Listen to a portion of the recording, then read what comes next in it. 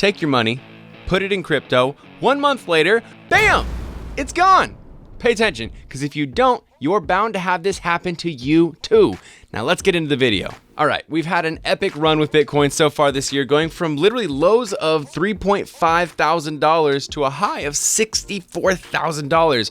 And with the meteoric rise, a plethora of crap coins, meme tokens, dog currencies have come out of the woodworks, sucking up billions and billions of dollars of new market, dewy-eyed, excited investors hoping to see a 50x with dreams of driving a Lambo down Hollywood Boulevard. And man, have people gotten absolutely wrecked recently. Look, there's nothing wrong with gambling in some meme coins. There's nothing wrong with investing a good chunk of your money in projects that you believe in, like Bitcoin, Ethereum, Cardano, ADA, Polkadot, or a ton of other major projects. But there's 5 secrets that will keep you from losing your hard-earned money and then spiraling into a multi-year depression like we've seen so many people sadly do in the crypto world. First, do me a favor real quick though, give this video a like so that it can grow this channel. All right, look, let's just jump right into this. I promise they're gonna get more exotic as we move on, but it would be a disservice not to make number 1, never invest more than you're willing to lose. I know this is antiquated. It's an ancient quote we've probably all heard a million times. And in my opinion, maybe it's a little overquoted and it's a little overcautious, because most likely with investments, you're not going to lose 100% of your initial investment. That is, unless you buy, Cum Rocket and a bunch of other stupid meme coins. But if you're buying a solid project like Bitcoin or Ethereum, or even any other projects that you've, done your research on that you really believe in, like Polkadot, Cardano, Polygon, it very well could go down, 80 or 90%, which is really rough to deal with. But the tried and true cryptos always recover, so you're not going to lose 100%. That being said, if you're spending your rent money or your kid's college fund that you need to have, you're going to be going through it emotionally when things drop, when they crash, when they correct. So don't overinvest. Don't invest money that you need. All right, which brings us to number 2, determine your exposure ratios. And what do I mean by that? Decide how much of your net worth in total you're willing to invest into crypto, and then split up that ratio into categories of big market cap cryptos and then small and medium market caps. The whole crypto market is very volatile, but it's really clear that when Bitcoin goes up, the whole market goes up. And being in the right small cap coins, when you're in the right winning coins, they can really outperform Bitcoin. And we've seen this. For example, if you had a few $1,000s in Dogecoin from December of last year, you'd have multiple hundreds of thousands of dollars at the peak. It's insane.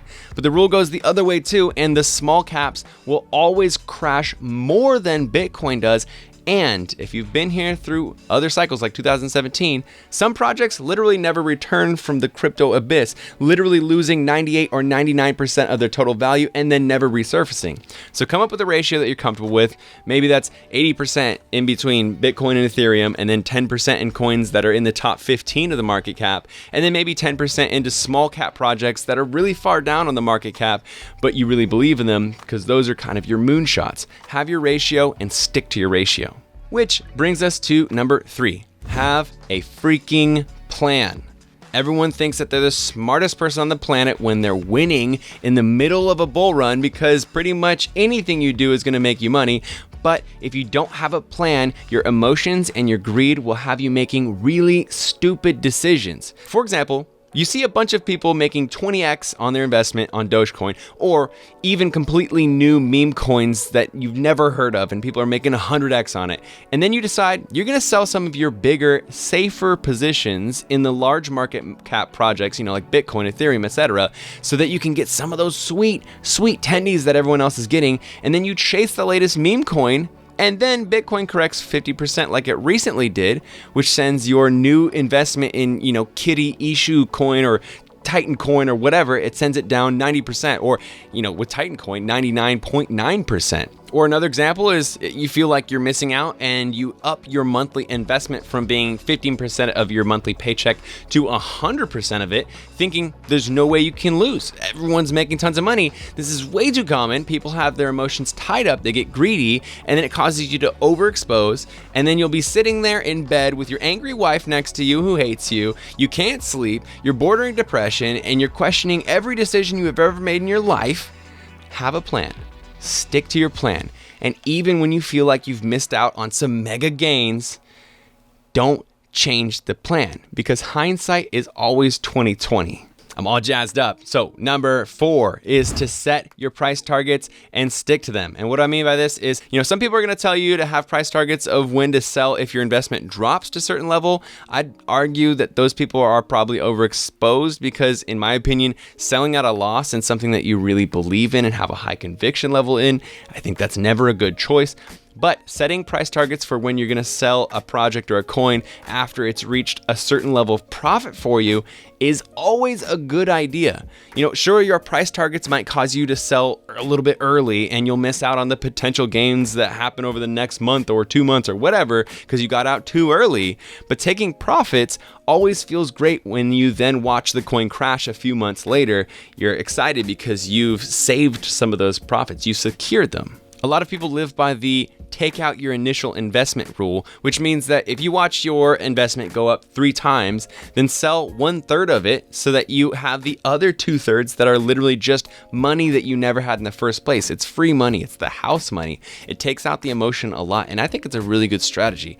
But when it comes to setting price targets in the first place, it can be really helpful to think ahead about how much money you'd like to get out of the investment, and also being realistic about those numbers. It's not like you're guaranteed to have a 50x, so that's the first price target. Be realistic about it. For example, in my opinion, I truly do believe that we'll see Bitcoin hit 6 figures by the end of this year. I know right now everyone's freaking out, doom and gloom, bear market, that's what everybody thinks. But in my opinion, I think we're going to hit 100K, and I think possibly we're going to hit between 150 to 250K. That sounds insane right now, but that's what I think. So some example price targets could be to sell 15% of your stack at 75K, another 15% of your stack at 85K, another 15% of your stack at 100K, and so on and so on. Or if you're willing to be more risky, then you could sell 20% at 100K, another 20% at 120K, and then 10% every 10K move from there on.